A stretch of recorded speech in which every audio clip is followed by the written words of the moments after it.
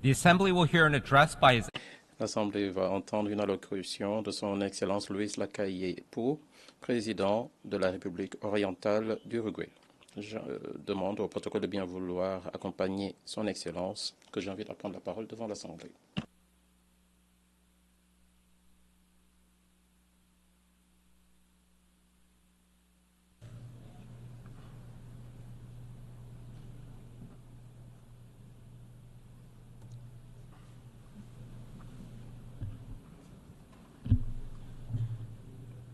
Buenas tardes para todos. Bonjour à toutes et à tous. J'adresse mes salutations au bureau, aux personnes présentes, aux différentes délégations. Aujourd'hui, c'est la dernière fois que je prononce un discours depuis cette tribune en tant que président de mon pays. Je voudrais saisir cette occasion pour saluer tous les fonctionnaires de l'organisation et plus particulièrement la délégation uruguayenne qui a travaillé d'arrache-pied toutes ces années. À l'occasion de cette dernière intervention, j'ai consulté mes interventions précédentes. Et dans ces interventions précédentes, j'ai constaté qu'il y avait un fil d'Ariane. Et j'ai souvent parlé de ma vision de notre société et des relations entre les différents États. Ce concept dont je veux parler, c'est la liberté qui s'accompagne de responsabilité. La liberté, donc, responsable. Et j'ose même dire que la première n'existerait pas sans la seconde. De fait, la vie en société cherche à développer l'individu et à préserver le bien commun. C'est ce qu'a dit notre Constitution depuis que nous avons accédé à l'indépendance. Et aujourd'hui, bien sûr, les choses ont évolué avec l'évolution des coutumes sociales.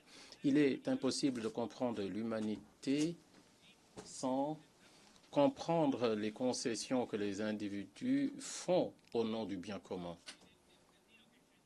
Étant entendu que nous sommes essentiellement des êtres sociaux et cela permet à chacun de trouver sa place et de se satisfaire. En tout cas, c'est comme ça que les choses devraient se passer. Et c'est ce qui m'a poussé, en tant que président de mon pays, à venir aujourd'hui devant cette Assemblée. Je suis en effet convaincu que la mondialisation va gagner en importance, elle va s'approfondir. Et c'est une excellente occasion pour mieux nous comprendre, pour mieux nous connaître et pour saisir les occasions des rencontres entre les différentes cultures et des synergies. Cela va être possible si seulement et si nous sommes tolérants et respectueux des pays qui pensent différemment de nous. Dans le même temps, nous avons l'obligation d'approfondir le concept de liberté, surtout ici, dans cette enceinte internationale. Pour que cela soit possible, eh bien, nous devons tous faire des efforts dans la mesure, bien sûr, de nos capacités.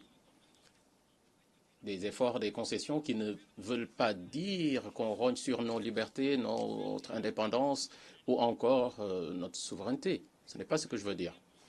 Dans le même temps, il faut mettre en place des mécanismes qui soient justes, qui permettent l'application du droit international à toutes et à tous sur un pied d'égalité, quelle que soit la taille du pays et quelle que soit la puissance économique du pays. Nous devons collaborer, œuvrer à bâtir un droit international qui soit crédible, mais qui soit également robuste. Des accords, des traités, des conventions, des documents qui sont signés, mais qui ne sont pas suivis des faits, eh bien, ils ne font que concourir à éroder ce droit international qui est déjà bien fragilisé. Bien sûr, aucun pays n'a été obligé de participer à cette organisation, d'y adhérer. Cela ne veut pas dire que nous ne pouvons pas critiquer le fonctionnement de cette organisation. Mais quelle est l'autre option qui s'offre à nous? Est-ce s'isoler?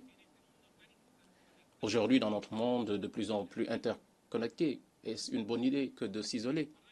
Bien sûr que non. Alors,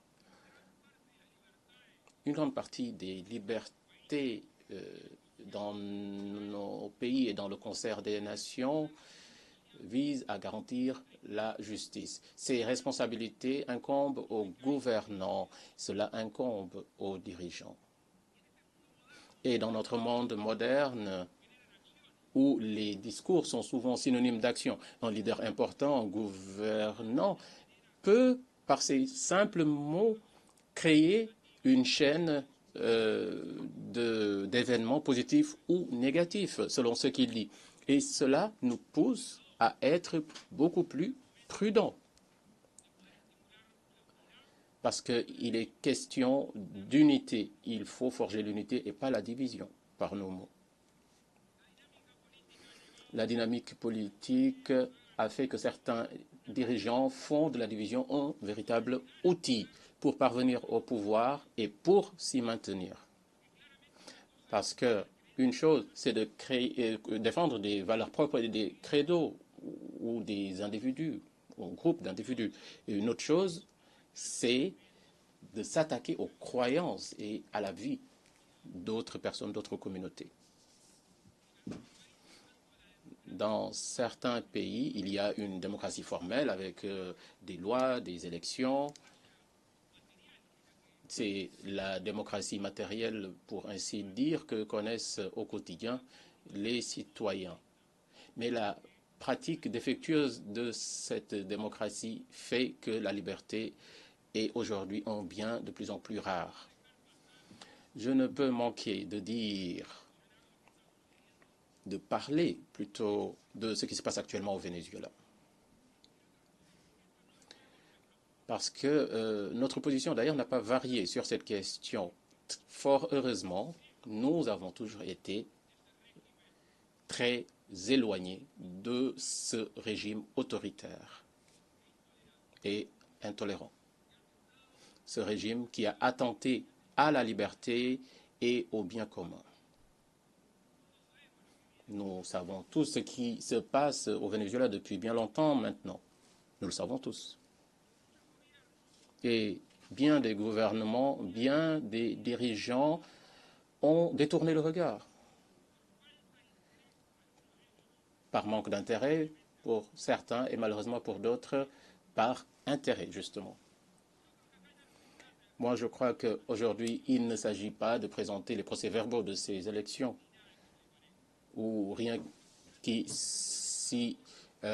s'en rapproche. Il s'agit de condamner la fraude, il s'agit de condamner le régime et de condamner non seulement un processus électoral vicié. Ce n'est pas tout. Il faut le faire également. Il faut condamner la persécution politique, la violation des droits humains, l'emprisonnement arbitraire d'opposants. Je sais que beaucoup de dirigeants, de chefs d'État et de gouvernement se sont exprimés sur cette question dans cette salle. En ce qui me concerne, je crois que le moment d'agir est arrivé. Le moment est venu d'agir pour le bien du Venezuela et des Vénézuéliens. Et si vous le permettez, je dirais que si la communauté internationale fait preuve de tolérance face à ces attitudes, eh bien,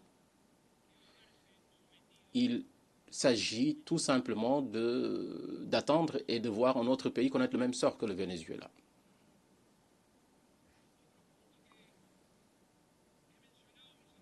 Alors, dans mes discours précédents, j'ai également évoqué un autre sujet.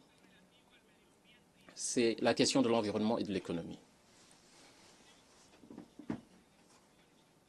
Depuis que nous sommes tout jeunes, nous essayons de défendre l'environnement. Nous avons toujours tendance à voir cette séparation entre l'économie et l'environnement.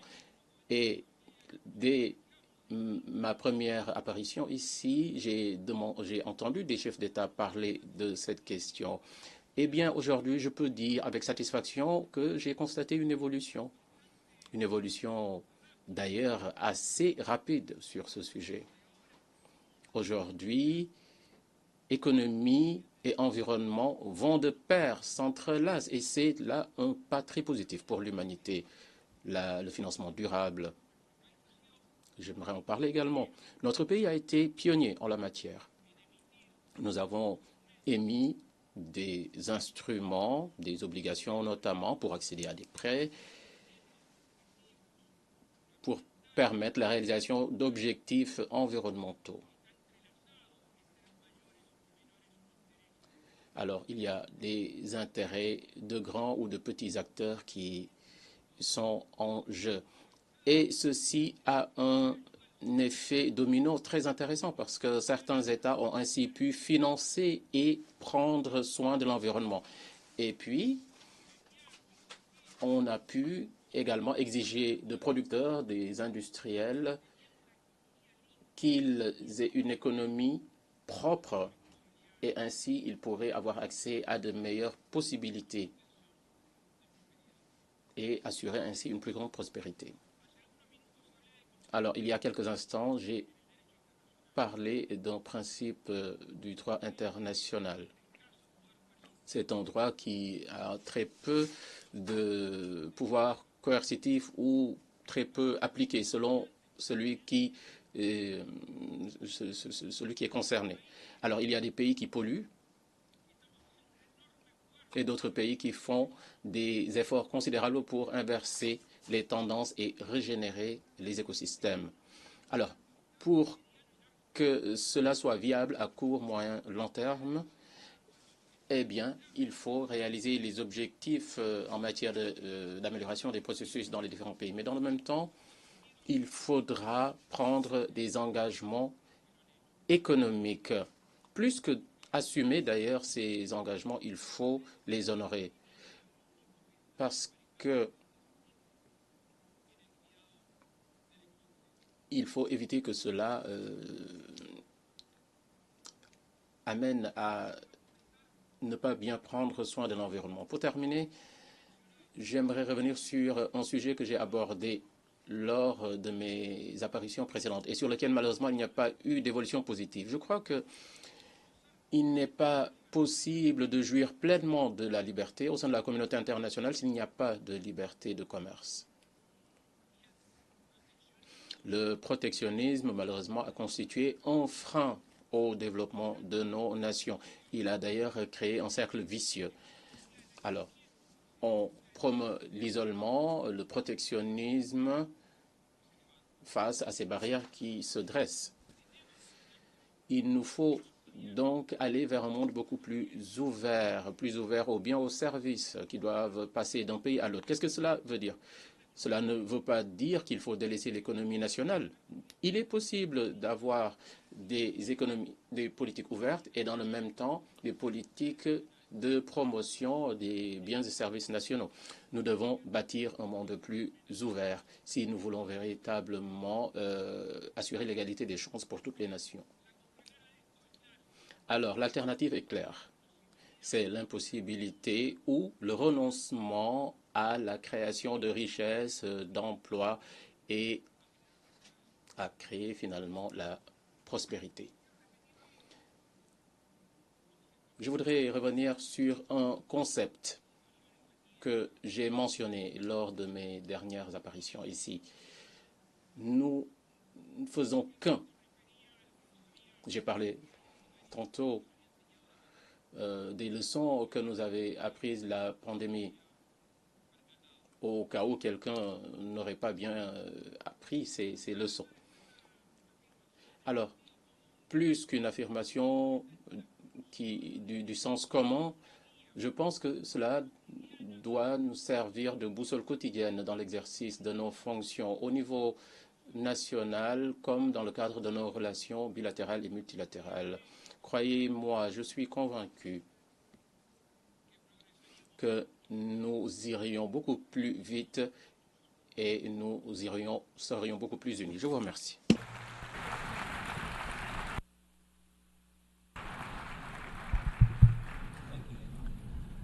On behalf of the Assembly, Au nom de l'Assemblée, je remercie le président de la République